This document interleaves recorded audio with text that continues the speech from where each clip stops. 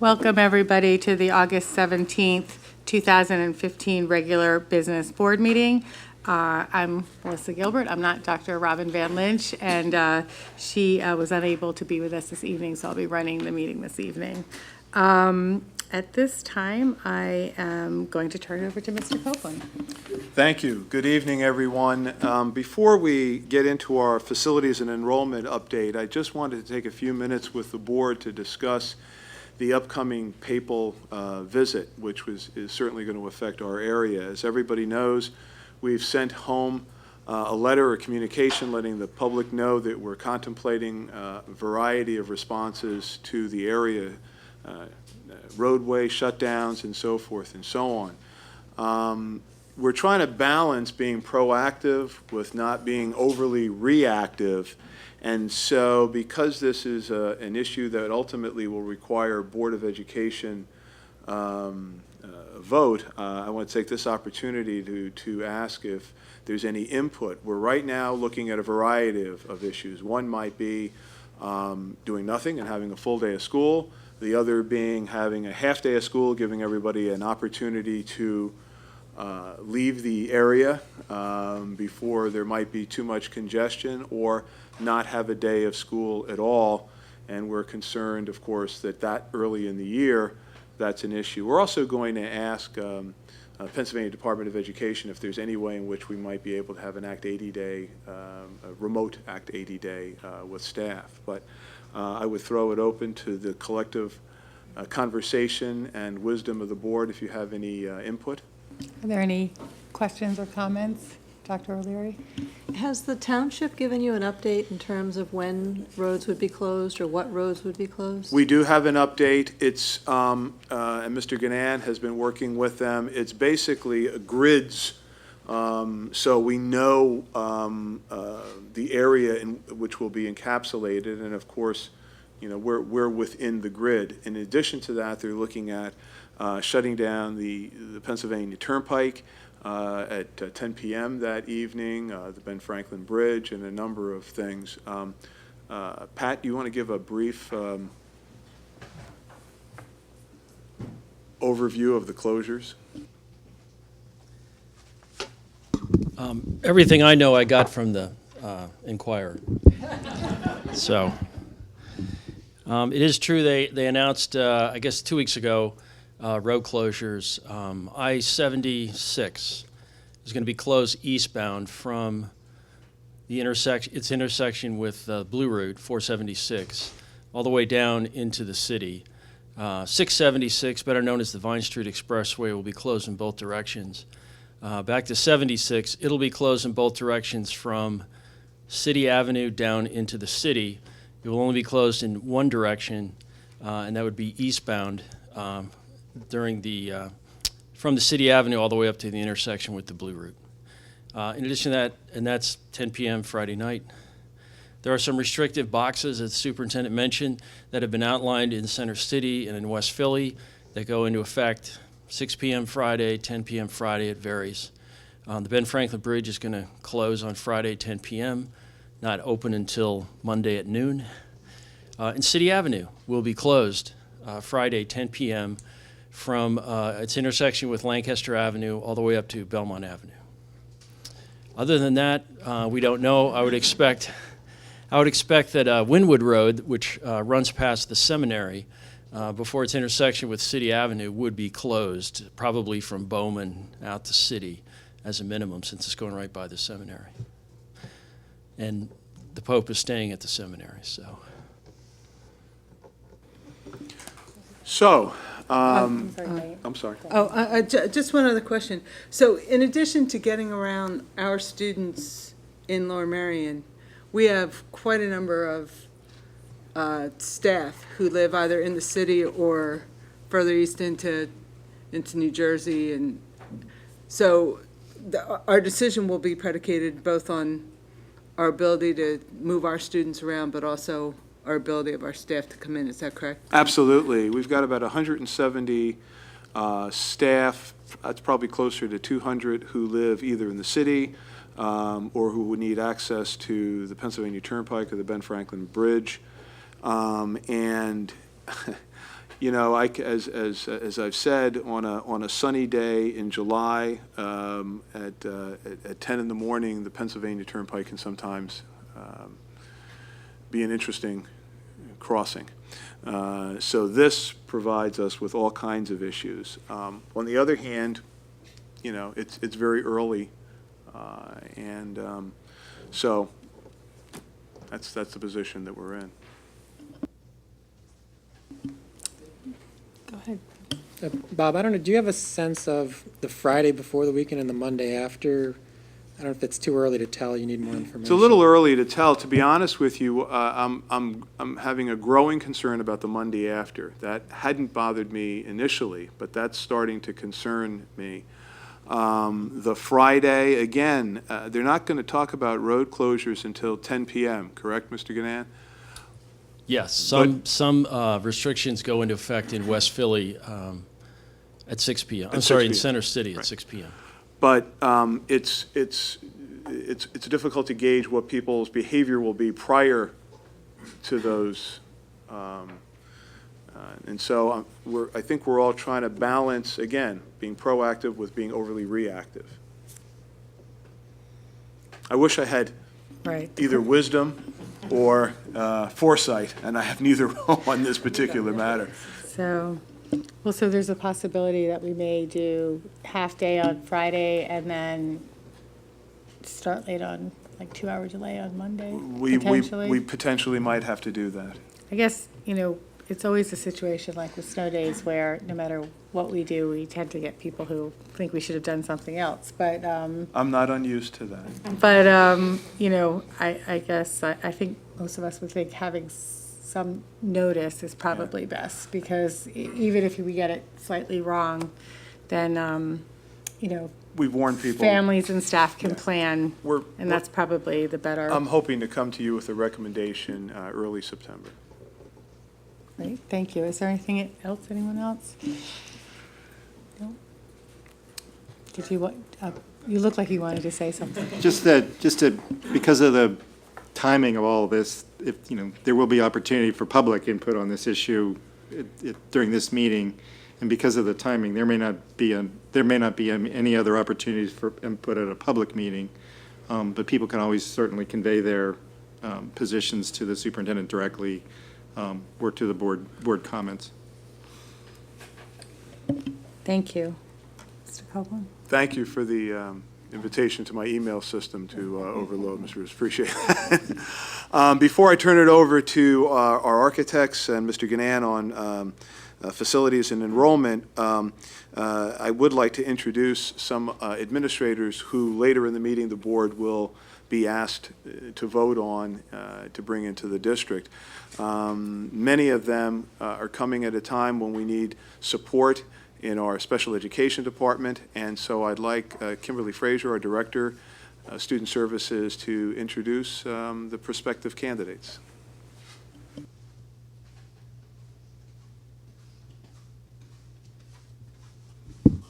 Thank you. I am very excited to be bringing forth the recommendations that we are this evening. We have a wonderful group of very experienced educators to bring forth tonight, both internal and external. So two very strong, proven leaders within the Lower Merion School District, Miss Deb Libowicki, who is recommended to serve as our lead supervisor of special education, and who will be supervising early intervention and grades K through 3. And Deb has been a strong leader within our special education department, really providing excellent support and services for the community. And has been in education for almost 40 years, so brings with her a great bit of strength and dedication to this community. And Miss Terry Quinlan, who we are recommending as our lead supervisor for our student health services and school safety. Terry has over 30 years of experience in healthcare and education and has been a dedicated administrator with the school district since 1990. And I am pleased to recommend both of those internal candidates. In addition to the internal candidates, I'm also recommending Dr. Purcell Whitaker, for our lead supervisor of clinical services and gifted education. Dr. Whitaker has a great background that includes experience as a special education teacher, a mental health counselor, and most recently, a school psychologist. He has a particular passion for interest areas that are also a passion for this school district in terms of cultural proficiency and really looking at the underrepresentation of minorities in gifted education. So his passions that he's bringing with us fit very much in line with where we are as a district as well. And I am pleased to recommend him for appointment this evening. And we also have with us this evening Mr. Neil Evans, who we are recommending come on board as our supervisor of special education for grades 7 through 9. Mr. Evans has experience both as a middle school principal and as a director of student services, so his experience and his wealth of knowledge will be a wonderful addition to our team.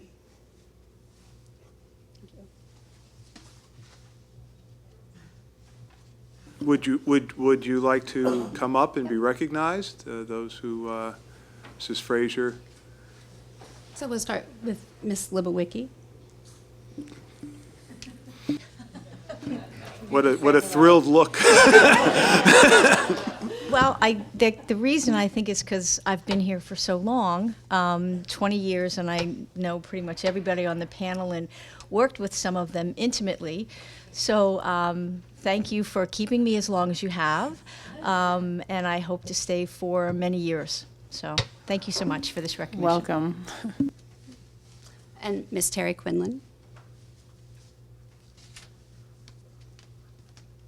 Hi, good evening. Thank you for the recommendation, and I'm very excited to be working with this team of people, and I think this will only improve the services that we have for students. Thank you, Terry. Welcome. And Dr. Purcell Whitaker. Good evening. I'm honored to be recommended for this position, and I look forward to working with such a dynamic team of administrators that I've had the pleasure of meeting so far, and I look forward to my experience and my future with Lower Merion School District. Thank you. Thank you very much and welcome. Good. And Mr. Neil Evans.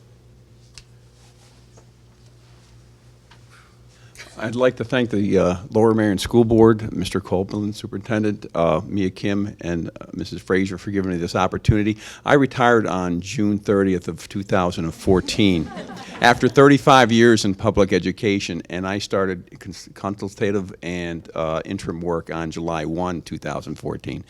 I still have a passion for doing this, and really think I'm honored to have the opportunity to work in such a great school district. Thank you. We're glad to have you on board. Thank you. I'd also like to introduce the Acting Assistant to the Superintendent for Curriculum and Director of Elementary Education, Mark Klein. Mark Klein is most recently the Superintendent of the Council Rock School District, where he retired just recently, and actually he's not quite retired until September 1st.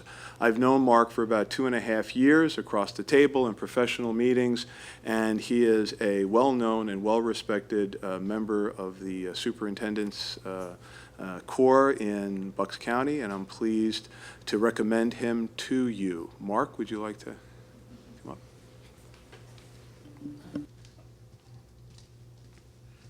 Good evening, and thank you very much for this opportunity. I guess if this keeps going, your board meetings go for quite some time. But it truly is an honor. I've known Mr. Copeland for a period of time. I look forward to working with him, and I hope that I can serve this role as an interim for the period of time it takes for you to get someone more permanent in this position. So thank you for the opportunity. It's truly my honor. Thank you, Mark. So with that, those are the administrators that you'll be asked to vote on later on this evening. We're very pleased.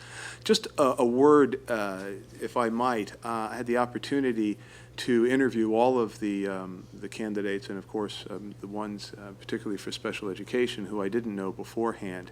And it is really, I think, a tribute to the Lower Merion School District, not only the people who want to come on board, but the people who have spent many years in the district. A very impressive group of people, and I'm looking forward to getting to know them and work with them. So 40 years and another 40 maybe.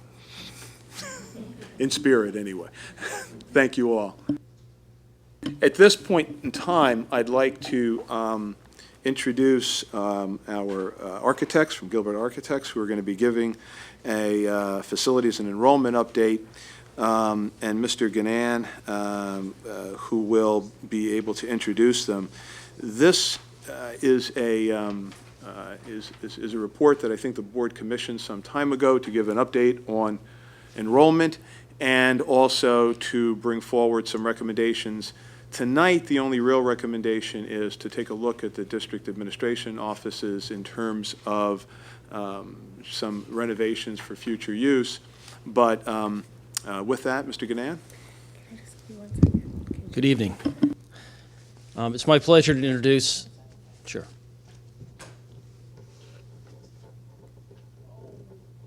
I'm looking. I am so sorry. You gotta wave or something like that. Were you waving?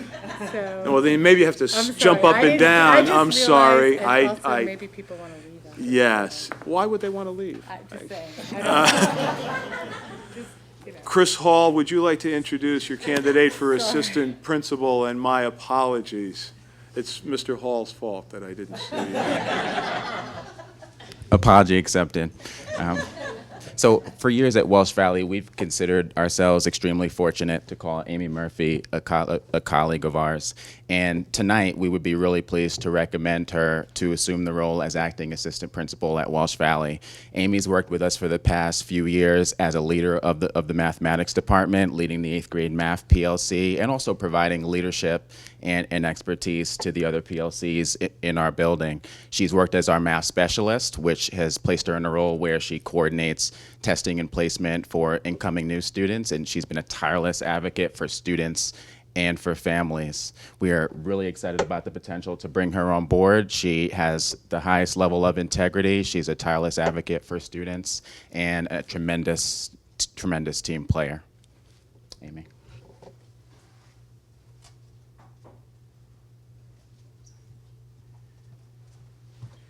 Thank you very much, everybody.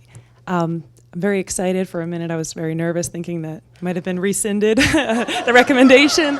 But thank you very much. I look forward to continuing my work in Welsh Valley, this time as part of our outstanding administrative staff as the interim assistant principal. So thank you for the recommendation, and I appreciate it. Is there anybody else out there who wants to? No? Okay, I think it's safe, Mr. Ganan. Well, if those folks who were just introduced want to miss this opportunity to hear about the enrollment update, now's the time to go. I will not take it personally.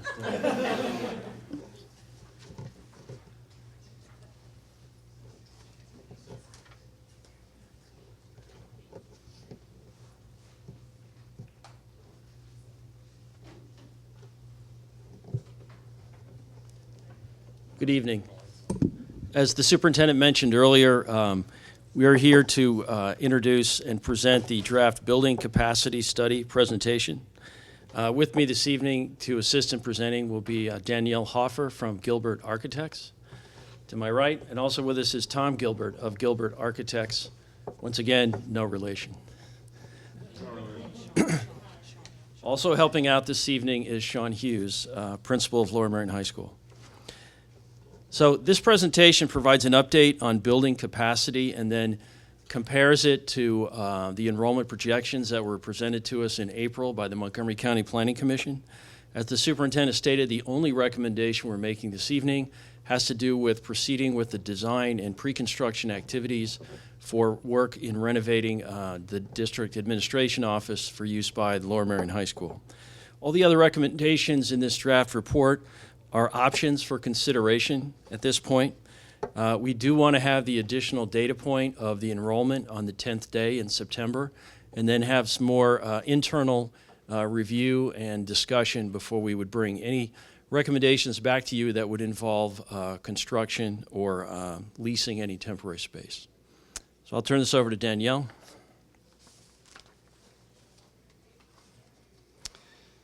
Okay, so this is an update to the 2012 study that was done for the district-wide facility study. It reflects all the building alterations that have been done to the schools as a result of that 2012 study, and it also reflects changes in programs and in use.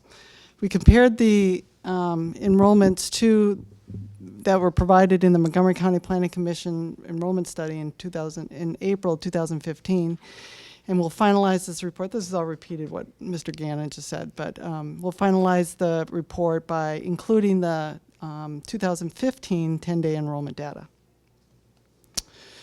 Okay, so we included all the new spaces resulting from the projects, including the 4 classrooms that were added on to Gladwin and Penn Valley, the renovations and additions to Ballackinwood Middle School, as well as the renovations and additions that are being done and near completion at Welsh Valley Middle School. Before the principals left for summer break, I went and met with each one of the principals and reviewed the floor plans to determine if there were any changes in room utilization since we had done the study in 2012.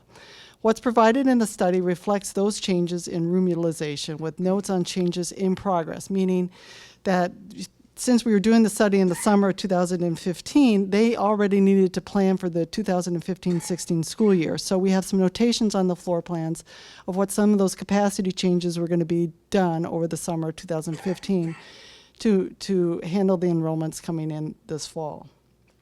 And then we made a comparison to the Department of Education, or PDE, capacity, as well as the Lower Merion School District capacities. Okay, so looking at the capacity guidelines for elementary school, the Department of Education looks at 25 students per classroom. And what we did in the study is we compared that to the Lower Merion School District capacity guidelines using the budgetary class sizes. The numbers that you'll see are compared to what we target as the functional capacity of the building, looking at a 90% utilization. So what I mean by that is that you don't want to build a school at 100% capacity. So we have a bit of a derating factor because we want to be able to have enough room for any enrollment changes as well as programs that may be added to the school. Let me show you an example. Using Belmont Hills Elementary School as an example. Capacity is only given to grade level classrooms. So we count the number of classrooms in the building. We compare that to 25 students per classroom for the Department of Education to get a PDE capacity. You can see there's 600 is the building capacity for PDE. And then we use the building capacity guideline, the budgetary guidelines for Lower Merion, which it's not a policy, but it's something that's been applied to your budget, using 20 students per classroom for kindergarten, 22 for first and second grade, 23 students for third grade, and 25 for fourth grade. And you can see there's a difference in capacity, comparing it between the Lower Merion capacity and the PDE capacity. Under enrollments, we've identified the 2014-15 10-day enrollment. Now, what you'll see in the update or the final report, again, it's just a comparison, will show you the 2015 10-day enrollment.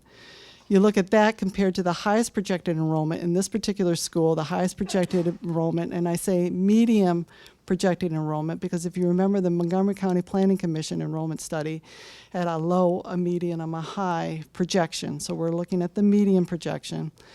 At Belmont Hills, it'll be in 2017-18. So you can see that comparison between the 10-day enrollment in 2014, what the highest projected enrollment is. You'll see that it's going up. The 2017 Belmont Hills Elementary School utilization factor is taking the highest projected enrollment divided by the building capacity to get a percentage. And remember that targeted range that we're looking for is 90%. So you can see as an example for Belmont Hills is at below that 90% target that we're trying to try to achieve. So it's in green, so that's good. Not so good in the other schools, but this one's good. So just to give you an overview of the summary of the findings for elementary schools, the enrollments are projected to peak at the elementary schools either between 2016-17 school year or somewhere in the 2017-18 school year like you saw at Belmont Hills. Hotspots, schools that we have some concerns about, Gladwin, Merion Elementary School, Penn Valley, and Penn Wynn. In the study, we've identified potential solutions, recommendations. They're basically options that can be considered.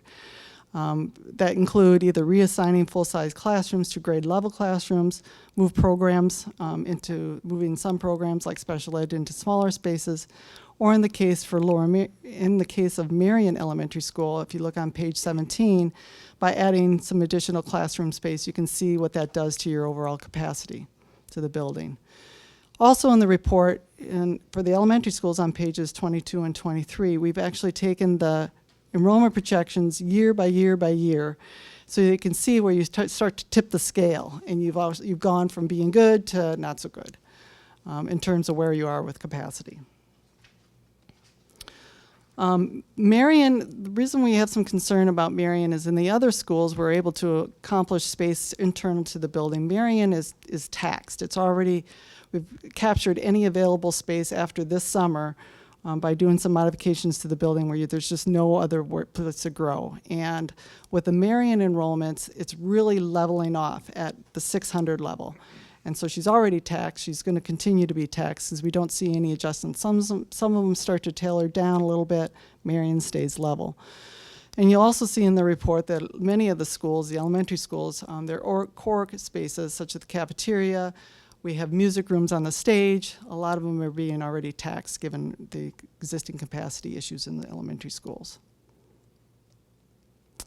Looking at the middle schools, a little bit different way of looking at the capacity. For Department of Education, they look at all the spaces that are really delivering program to receive capacity, meaning it's not just the general classrooms like you saw at the elementary school level, but it's also looking at art and music, because those are classes. Elementary schools, the kids are basically at their classroom most of the day. I mean, they do go out to art, to music, but when you get into the secondary schools, they're moving around a lot more to their elective areas. So you need to consider that as far as what PD is addressing as capacity. For Lower Marion, though, we're considering only the general classrooms, science classrooms, and labs, kind of those homeroom areas in terms of looking at their capacity. Now, the functional capacity that we're targeting for the middle schools is at 85% utilization. So using the example of Belmont Hills, you can see it's not just the classrooms that are getting capacity, but it's also, if you look at the PDE column, which is in yellow at the top, we're also getting capacity for computer labs and for art and music and those type of spaces. For Lower Marion, we're just identifying those areas that are relative to the grade level classrooms as well as the science labs. So you can see that difference in capacity between the Lower Marion capacity and the PDE capacity. Again, under the enrollments, we reference the 10-day enrollment in 2014 at 901. And then the highest median projected, actually for both middle schools, for Bala Cynwyd and Welsh Valley, the highest projected enrollment is in 2020-21. And you can see what's happening is this population is moving from the elementary schools to the middle schools, and then what? And it goes to the high school, so you'll see that happening as well. And then, so looking at the utilization factor, if you consider Department of Education, again, that targeted range at 85%, you're kind of right in the middle there.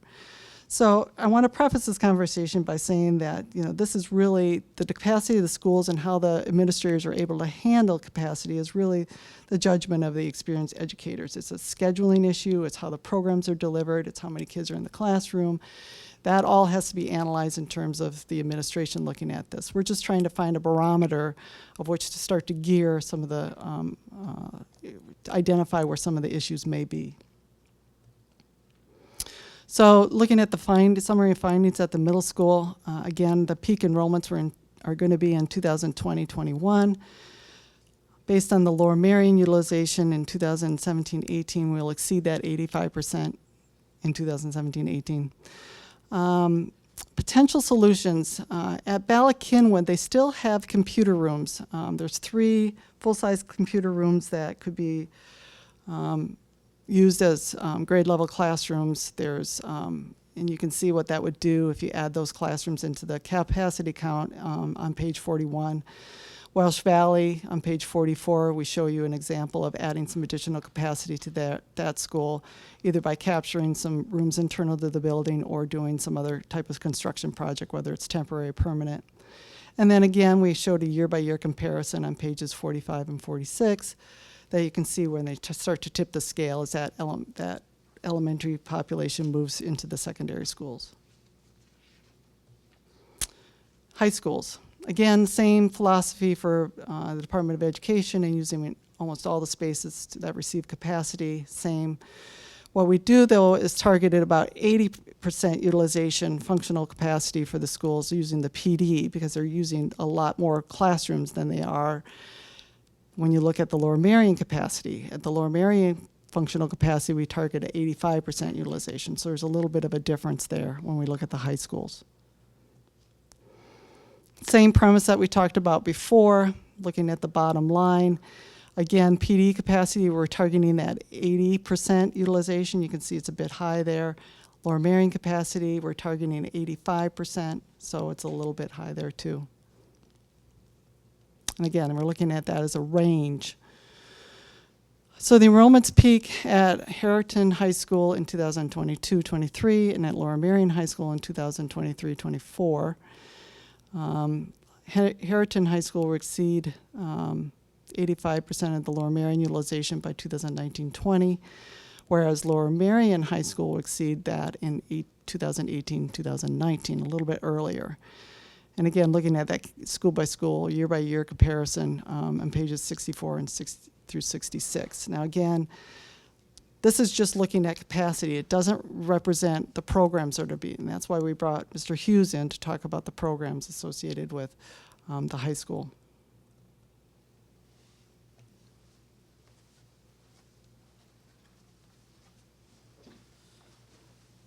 Hi, everybody. Happy Monday. And I've given some of this presentation before, but let's just talk about current Lower Merion. So currently Lower Merion High School in our building that we occupied as of 2010, we have 12 rooms, 8 of what we call bio/chem rooms. So they're specialty rooms. They're set up with all the fixtures needed to run our biology classes and chemistry classes and any electives revolving around those two courses. We also have 4 physics rooms, so 12 science rooms total. The way we built the building is those rooms are all on top of each other for piping and gas work and everything to run within and out. They're all on one side of the building. With the projected enrollment, and we're roughly in the 1430 right now, so we're pretty close to that medium call, I think, for 2015-16, which is about 1450, which we should hit within the next couple of weeks. If we look at the higher class sizes coming into next year, what we would have to do is take a look at the courses. So without expanding over here, you could have some impact on the courses. For instance, those 12 science rooms that we run right now, the class sizes are at 24. That's what the rooms were established for when we built the building. And if without rooms over here, we would probably have to move that higher enrollment within those classes. So you're looking at 25 plus into a class. The other thing to compensate for that, to run courses like biology and chemistry, our core courses within our science field, if to get more or to have more biology and chemistry classes offered, we'd have to cut into our elective system, meaning like genetics and anatomy. Those courses we'd have to reduce because we'd have to use room utilization for higher numbers of chemistry and biology courses, which in that sense locks out, I mean, the numbers we've shared before, over 90% of our students take 4 years of sciences. That would lock some of our students out for their 4th year of science and where they're going. We also would have to look at some issues that we can have with our Center for Technical Studies students. Our numbers that go to CTS, as we call it, have increased over the years, and usually we look to our science electives for those students to receive their 3 credits within the science field. So by reducing electives, we could have some other issues within that. So to kind of look where we are heading into 16, 17 with the increased projection of numbers, we're going to run out of space in terms of what we can do, especially with specialized courses such as the science field. That's the big one that I see the major issue having with. So these would be things that would impact programmatically of what we would need to do without the other class sizes.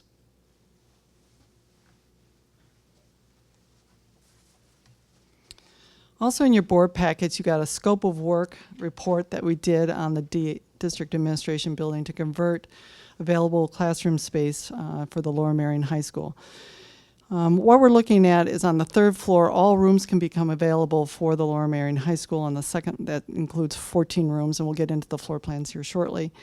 The second floor, there's 5 rooms that could be available for general classrooms, and down on the first floor level, there's actually 2 general classrooms that are available now.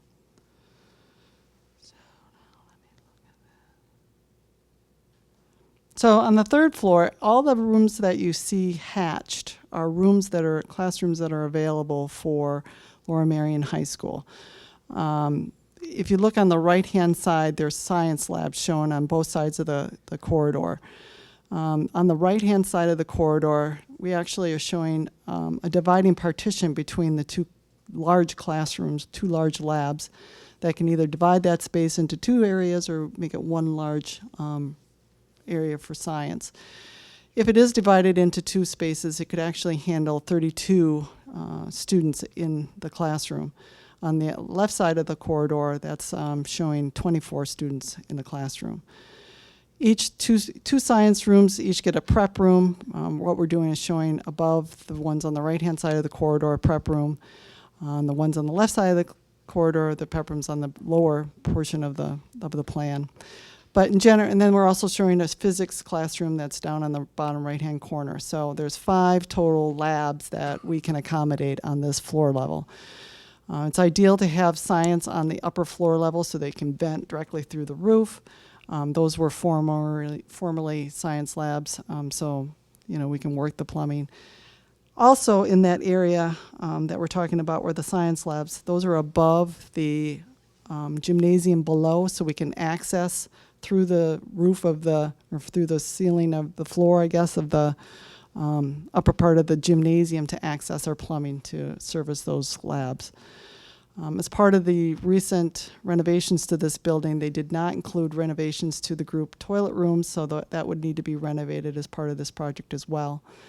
But then you can see there's some classrooms that are undersized, meaning that they don't meet the square footage requirements that would get you capacity if you were doing a PlanCom project, because they're under 660 square feet. But that doesn't mean that they can't be utilized for program if the high school needs them.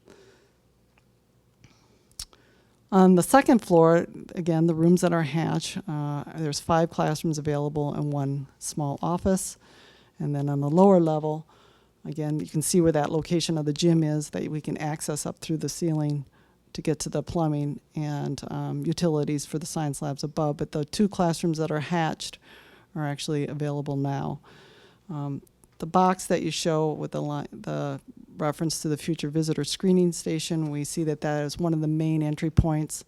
They're probably also going to use the other entry down below, but that's the main access point from the high school, just given its relative location to the entrance to the high school.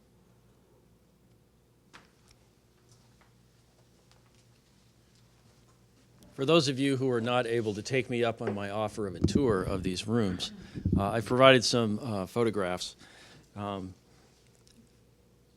There's a corollary to Murphy's Law that says, the stuff you have or the things you're doing will expand to fill the space available. So these rooms are either being used for program or have been set up for meetings or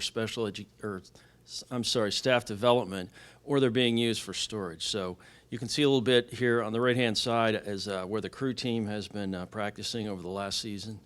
The one on the left was set up for an after-school elementary program, and then you see rooms that are being used for storage. To go back to something that Sean Hughes talked about, that is his need to have some additional specialized biochemistry rooms by the fall of 2016. I've used that as a starting point for this timeline, and I've planned backwards, as you can see here. So by looking at this, our goal is to try to award this project early enough in 2016 such that there's plenty of time for contractors to get all their paperwork straight and order the equipment, because this will be heavy into HVAC and specialized equipment, such that that equipment can be on hand in May, June, when we want to start this project. And then we could try to get as much work done as possible. We're targeting the summertime because we don't have a lot of extra parking on site. I know that's probably news to some of you, but so in the summertime, without additional programs here, we would be able to make space for contractors. So what we are hoping to do is begin this design right away.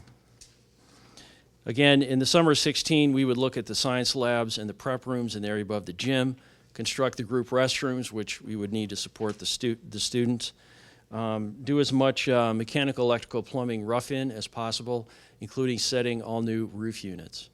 And then the remaining work, some could be done on second shift, and some will have to be done in the summer of 2017. We have not finalized the phasing for the rest of this project. And because of that, we're only asking you this evening to approve the design and bidding portion of the architect's contract and the pre-construction services for the construction manager. And once we work it out with that team, this will be information that will be used to adjust their fees. And we will come back to you and request permission to amend their contract to include the construction services or the construction oversight in the case of the construction manager.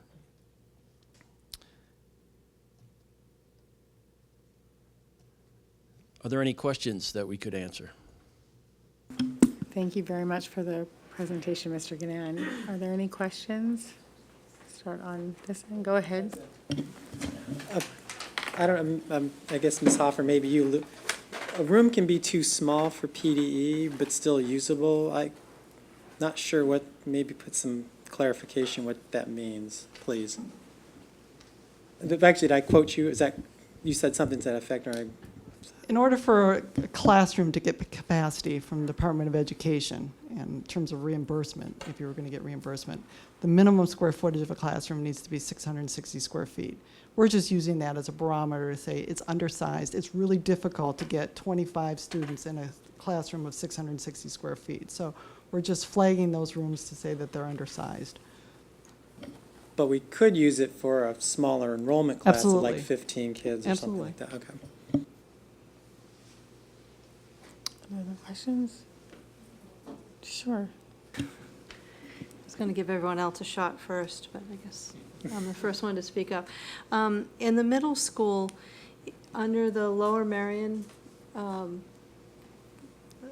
guess, the Lower Merion functional capacity, you're not counting rooms like music rooms and art rooms, yet the utilization rate is 85%. And I'm a little confused for why it would be lower than the elementary school if we're not counting those spaces. Just because the building's being used differently than an elementary school, because the students are moving around to different specialized areas, we recognize that, and we thought that that needs to come down from, an elementary school has a 90% utilization, so we still recognize, and we use that as a barometer for elementary schools. We thought we needed to lower it for the middle school level because they're moving around the school more. Yeah, but you're not. I could see that if you were then adding the specialized classrooms into the mix of number of classrooms, but because you're not, you're only counting regular classrooms and science classrooms, which then then you are running it like an elementary school, and that you're not counting. I mean, in elementary school, you're not counting the specialized classrooms because the kids are in their regular classrooms most of the time. Right. And so you have that 90% utilization. In middle school, if you use the PDE numbers, I understand the 85% because kids are moving around and they're counting sometimes in this room and sometimes in this room. But I'm kind of with Maureen in that I don't see why you're not using that. Not that it matters, because we're looking at this as a range anyway. Right. And it'll help the percentage come down a little bit, but it's still, again, a range to look at. Well, it'll allow the number to go up a little bit into the district-wide capacity. So if you look at that Bala-Cynwyd slide, instead of 1105,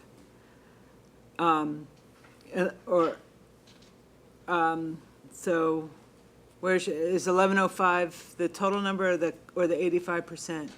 Oh no, No. All right, so 1105. So what you're doing is comparing the 104% to the 85% target. Right. So if you So raise do we- that to 90% as your target for Lower Merion, because you don't you know that you have You're still additional off classrooms. You're still 14% It off. helps the difference a little bit, but you're still, again, you're within that range because whether it's 85 or 90%, you're still between 78 and 104. So you're still in that range. And again, we really want to preface the point that this all needs to be reviewed by the educators and how they schedule the building and how they can handle the enrollments coming through their school.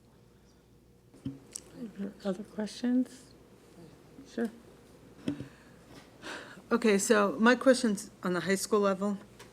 So I did some scribbling here while we were looking at the science labs. So the science labs at the high school level are sort of a unique beast.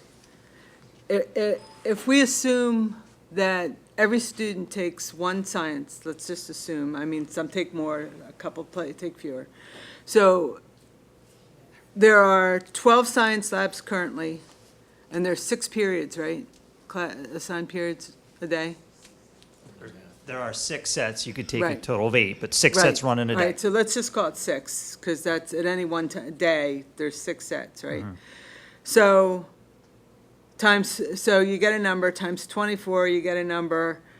The number is, the 100% capacity of just the science rooms is 1728. The 85% utilization is 1468, which you're sneaking up on that number. This year. The project, in your design, now you have, is it 5 additional science labs? Over here? Yeah. Yes. Okay, so you do the same math, and you get to an 85% rate of 2,080 students. And my question is, and that's 85%, 100% is 2448. My question is, I guess more to think about as you design than anything else. We talked briefly on Thursday about whether we use science labs for general ed, for English, for social studies, for non-science courses. And we talked about how that's less than ideal. My question is whether we're building too many science classes in this projection on this over here. I just want to clarify that there was a public facilities meeting on Thursday, which is where this was discussed, just Yeah. so that everybody knows Yeah. that that was in a public meeting. Yes, thank you. I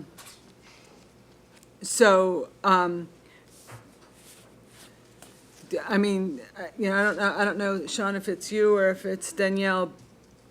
Do you understand how I got my numbers and I don't want to make the mistake of underbuilding. I don't want to make the mistake of overbuilding. Sure. I'm just trying to come up with a way of trying to target the right number. I mean, if we find ourselves needing more classroom space and I don't know whether 5 is the right number based on, if we're using math to plan, And one of the things we've said with the 5 classrooms is we try to make them not only science in terms of biochem, but also physics, so that you can run almost 3 programs out of them. We even took a look at if you could, one of those rooms that were shown on the one slide,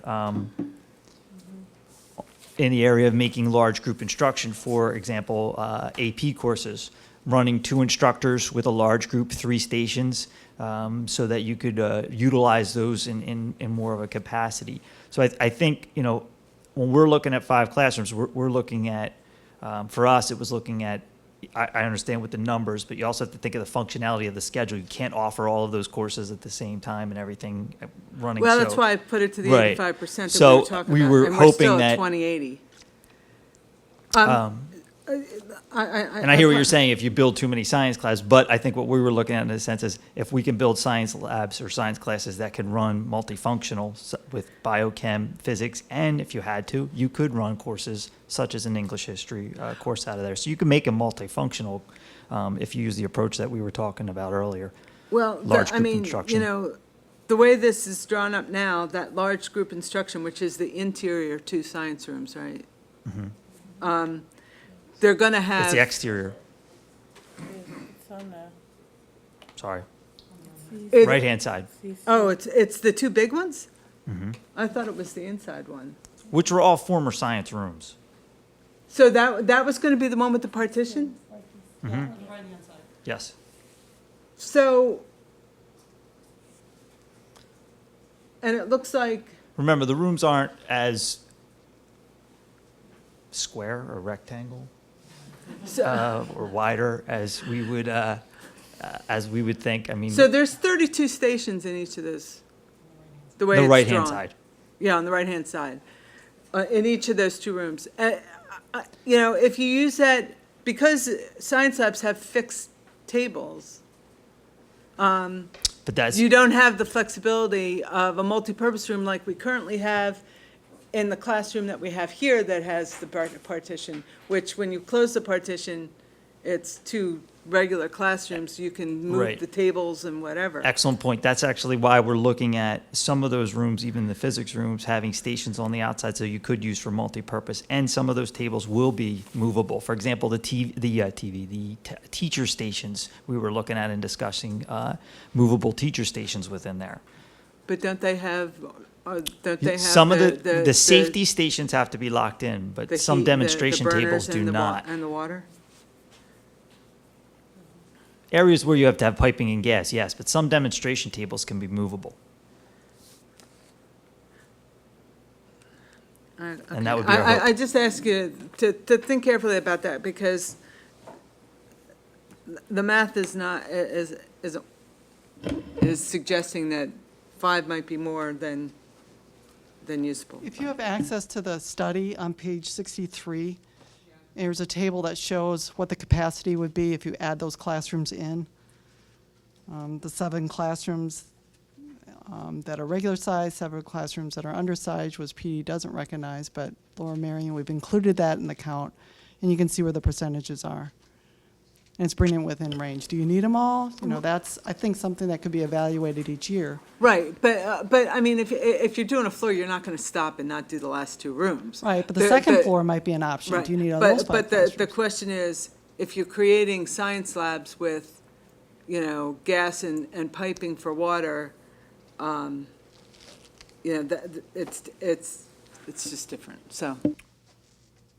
My point is made. Ben? Well, Diane, if I followed your math, and I may not have, I mean, how many extra, if we build too many, do you have a sense of how many you think is too many under the,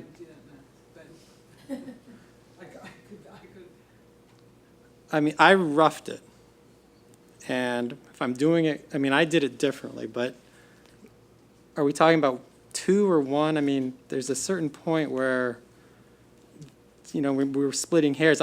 If in your math it's 0 and they're talking 5, that's a different equation. I think it's 4, 5-ish, and things change, we can change curriculum. So I'm trying to get a sense of where because the point is we have to build a full science classroom. You don't build 2.5 science classrooms. It's either a science lab or it's not. So I'm just trying to get a sense. I don't know if you have a sense of that. I'm just saying that we might be better off with only 4 additional science rooms than 5. I mean, I don't think it's going to be different than 4 and 5. I mean, I haven't done all the math, but the point is, if that allows us to provide the program that we want to provide and put English and social studies in a classroom rather than a science lab, then that's a positive. And so I'm just asking that we think about that as we design. I was just going to say, if it's okay, if you look at, for example, on the bottom to my left, there, the physics rooms. They're not, and there's nothing stationary in those physics rooms except for a steel beam that's in the wall for part of their curriculum. So, for example, that physics room, the way we were looking at those tables, that would be a perfect AP English / AP History room. So, even though I think we're saying for the biochem / we can use physics in them, I think we're only talking 4 rooms. We're saying 5, but the physics room can be multi-purpose. It's not going to have any stationary type of labs set in there. So a physics room, besides the beam in the ceiling, what we were looking at is outside structures. See how the desks on that are set for the outside to move them around, stationed in the middle. I mean, that would work perfectly for any of the other content core subjects. So do we put a beam through some of these other science labs so that they can be used for physics as in addition to biochem? That was I mean, part if of it. that's the only difference between a biochem lab and a physics lab, I mean, I'm inclined to, increase the flexibility. I mean, a steel beam is a whole lot different than adding plumbing and gas and whatever else. Adding a beam, because to me, physics is growing. Well, all the sciences are growing, but, Oh, big time. But, And I keep using the reference on AP. I mean, originally when we brought this presentation, when Chris McGinley was here, was it 2 years ago, or when we first started talking about it, we were within a year ago, we were talking about ninth grade centers and everything else, and we've kind of moved away with that by looking at the numbers to be what is an easier way for students to go back and forth. We've moved away from the idea of the ninth graders, our newest students, who we want to become part of our Lower Merion family, and looking at it in the sense of our older students who have been around for a while, know the buildings, being able to go back and forth. So when I keep referencing AP, I mean, that's one of the things that we look to use for the building. And I also think in those classes, if we structure them correctly and make them, kind of pre-college in the sense that they are, we can use larger group instruction areas there too. So I do understand what you're saying, though.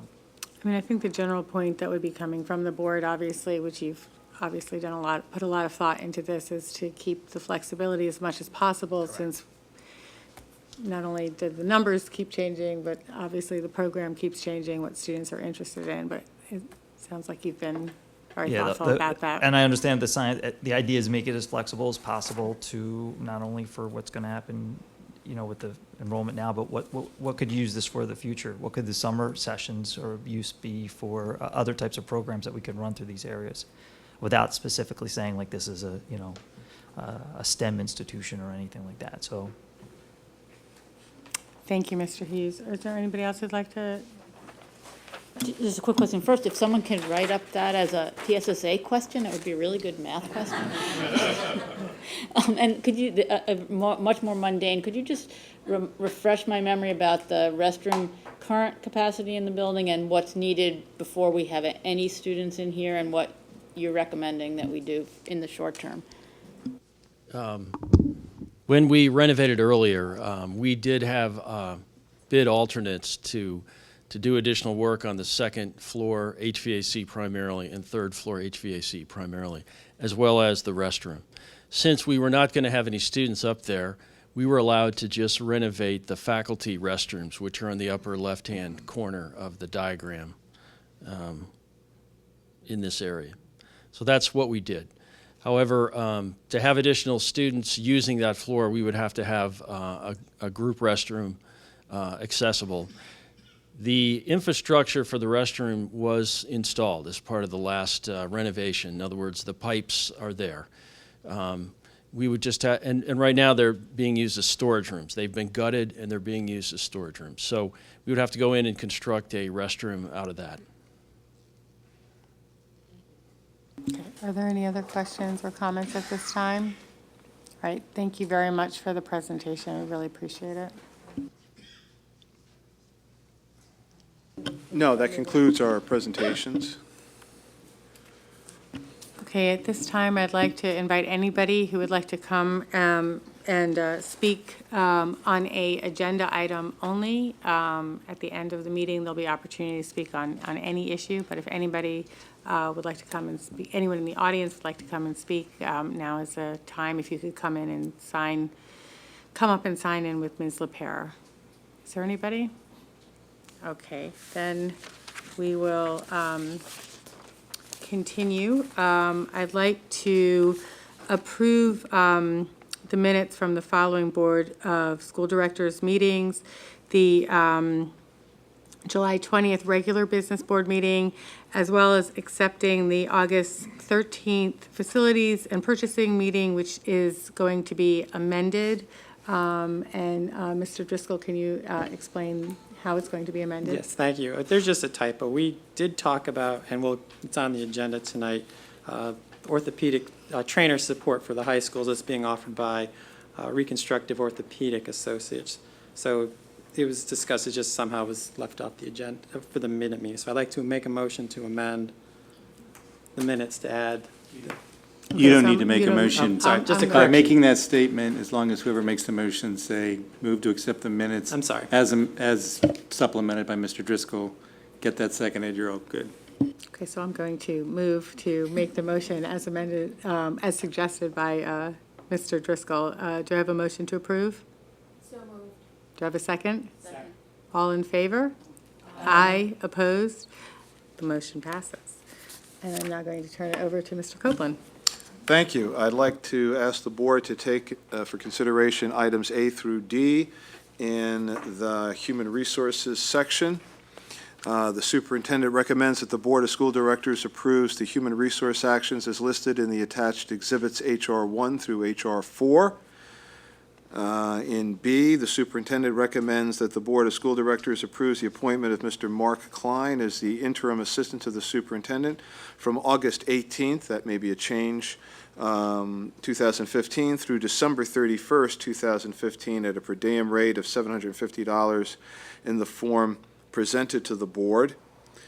C, the superintendent recommends that the Board of School Directors approves the appointment of Mr. Neil Evans as the interim special education supervisor, grades 7 through 9, for the 2015-2016 school year at a per diem rate of $475 in the form presented to the board. And that's all. That's it, okay. Do I have a motion to approve? Mr. Copeland, may I just interrupt you for a second? That effective date of the 19th. Okay, I'm sorry, you have to actually speak into the, I'm sorry, this is presumptuous, but that effective date of the 18th is going to conflict with the end date for Council Rock. I think as a matter of courtesy for the school district for Council Rock, it's better to go back to that September 1st approval date so there aren't two overlapping employment dates for me. All right, Mr. I Klein? apologize.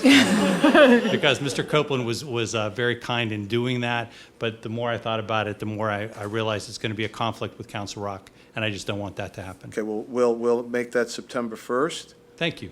okay. I apologize. Don't do that again, Mr. Okay, so, is that okay? Do I have a motion to approve?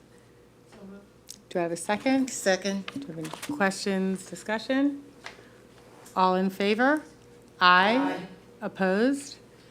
The motion passes. Welcome to everybody. We're excited to have everybody on the team. Thank you. For educational services, I'd like the board to take the actions together. It is recommended that the Board of School Directors approves the following resolution, that I, Mr. Copeland, Superintendent of Schools, is authorized to electronically sign any and all contracts, agreements, grants, and/or licenses with the Pennsylvania Department of Education.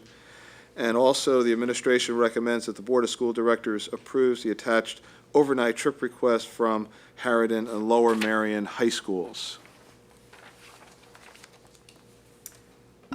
Do I have a motion to approve? So move. Do I have a second?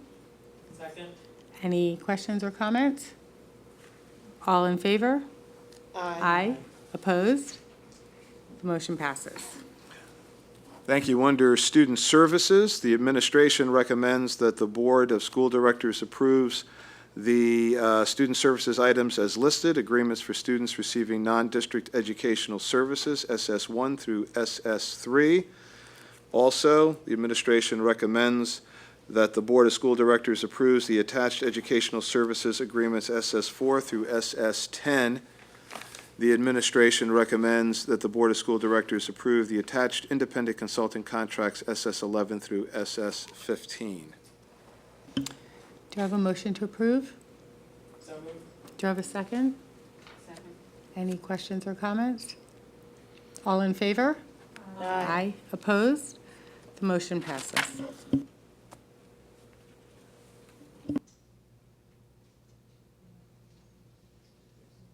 Turn it over to, sorry, turn the page. Yeah. We are going to have a report of the Facilities and Purchasing Committee by Mr. Driscoll. Thank you, Dr. Gilbert. We met, Facilities and Purchase Committee met this past Thursday, August 13th at 8:30. As always, we began and reviewed and approved the list of bills. We then moved on and reviewed and approved contracts for 12 bus service providers. Having these contracts in place will allow the district to call any one of them when our existing fleet needs support. This usually happens for sports trips, field trips, and very, very rarely regular student drop-off and pickup. We then reviewed and discussed the contract for Reconstructive Orthopedic Associates. If approved, they will continue to provide trainer support, concussion support for our high school athletics throughout the year. We then discussed a renewal contract with NovaCare First. NovaCare First is also a physical trainer concussion support company that will provide assistance to our middle school athletics during the school year. We then reviewed and approved a letter from the Pennsylvania Department of Education regarding our refinancing of a bond this past spring. We also then got into the Gilbert Architects building capacity report. As enrollment continues to increase, the district will need to make use of now empty classrooms on the third floor and convert some offices on the second floor back to classrooms here in the DAO building, this building. In addition to renovating classroom space, HVAC upgrades, roof repairs, and finishing group bathrooms will also need to be completed. The current plan is to do the vast majority of this work over the next 2 summers when school is not in session. Once the DAO is tentatively planned, as we saw tonight, approximately 19 additional classrooms. 2 of the 5 proposed science labs will be needed by September 2016, as Mr. Hughes described earlier. The administration stressed preparations for this work needs to begin now, such that construction can begin in May of 2016. It's also be noted that the renovating parts of the second floor and all of the third floor to meet our expansion needs has been discussed several times in the past several years. We then moved on to a contract for Reynolds Construction. Again, back to the DAO construction. This company will provide pre-construction services that will lead us to plans upon which the district will receive bids in early 2016. We also reviewed and approved a change order for retaining modular classrooms at Welsh Valley for another month if necessary. This is just as the construction continues on at Welsh Valley to give us the space we may need. And then finally, we did review the series of district contracts that were on our agenda of items 9C. After that, we then received information reports.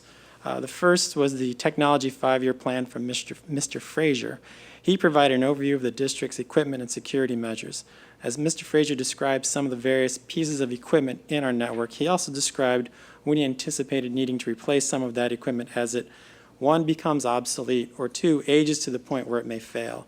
He did stress at times getting equipment purchased before failure is much better than after failure, for obvious reasons. Mr. Gannon gave a very short presentation on the Township Comprehensive Plan. Township staff anticipates giving the district an updated draft of its plan in mid-September. Once received, the district will review and provide comments, suggestions regarding the plan before it goes to final approval by the Board of Commissioners. As of this point, the township staff is projecting the final Board of Commissioner approval sometime in December of this year. We also received an update from Reynolds Construction on construction projects. In particular, we discussed A, finishing work on the playing fields at Penn Valley and Gladwin, B, an update to construction at Ballackinwood Middle School, and C, an update on the construction at Welsh Valley. And last but not least, we received the report that we saw tonight on the building capacity by Gilbert Architects. The entire report does cover all 10 schools. I think the other 9 still need to be, I'm going to say, tweaked a little bit, worked with the administration to see each building level administration, see where we're going to go. But as pointed out, the plans for the DAO have gone through those thresholds, and that's why those items will be on our agenda tonight. The next meeting of Facilities and Purchase will be held on September 24th at 8:30 in this room. Thank you, Mr. Driscoll. Unless the Pope's, but yeah, okay. I think now it's Sure. Mr. Orlando. Under the Business Office and Finance section, we have 4 recommended action items, unless a board member would like me to separate any of those. Seeing that there are none, the administration recommends that the Board of Directors approve the following action items: approve list of bills, Approve the financial report for July 2015. Approve the proposal for professional services regarding property assessment appeals from Valbridge Property Advisors, Lukens and Wolf LLC, and declare surplus equipment as surplus property as per the attachment. Do I have a motion to approve? Do I have a second? Second. Are there any questions or comments? All in favor? Aye. Opposed? Motion passes. Under Facilities and Operations, we have 8 action items. Mr. Driscoll went through all that information, so I'm going to take that all in one motion. The administration recommends that the school board approve the following action items. Approve the student transportation contracts as per the attachments for the 15-16 school year. Approve the independent consultant contract with Phyllis Glackman for photography, video, audio, writing, and other multimedia projects for the school district website at a rate of $60 per hour for amount not to exceed $15,000 for the 15-16 school year. Approve the design contract with Gilbert's Architects for renovations to the district administration office for a fee not to exceed $210,000 and a fee for reimbursable expenses not to exceed $22,000, and that is subject to the solicitor's review. Approve the contract with Reynolds Construction LLC for pre-construction services for the renovation of the district administration office for a lump sum fee of $45,000. That is also subject to solicitor's review. Approve the agreement with Reconstructed Orthopedic Associates for the high school athletic trainer services and concussion program and management for the 15-16 school year. That is for an amount of $87,018. That is also under the solicitor's review. Approve the First Amendment to the athletic training services agreement with NovaCare for middle school athletic training services in the amount of $30,600 and impact testing at a rate of $2 per test for the 15-16 school year. A certified receipt of approval of Plan Con Part K, that is for the general obligation bond Series B of 2015, and approve the change order for the Welsh Valley Middle School additions and alterations project. Thank you, Mr. Orlando. Is there a motion to approve? So moved. Is there a second? Are there any questions, comments, discussion? Just one quick comment that hopefully we won't need the services for the concussion specialist too much this year. I would agree with that one. Yes, okay. Yes, exactly. I lost my total track where we are. Thank you. All those in favor? Aye. All those opposed? The motion passes, and I wasn't the one with the concussion, so I have no excuse for that. Okay. At this time, I'm going to go to the Board of Directors business, and we have policies that are actually being carried over until we have another policy meeting. So I'm just going to read them, but we're not going to discuss them at this time. Policy 217, high school graduation requirements for revision. Policy 244, educational research involving district students for suspension. And Policy 118, independent study for suspension. We've discussed these before and are holding these over to our policy meetings. We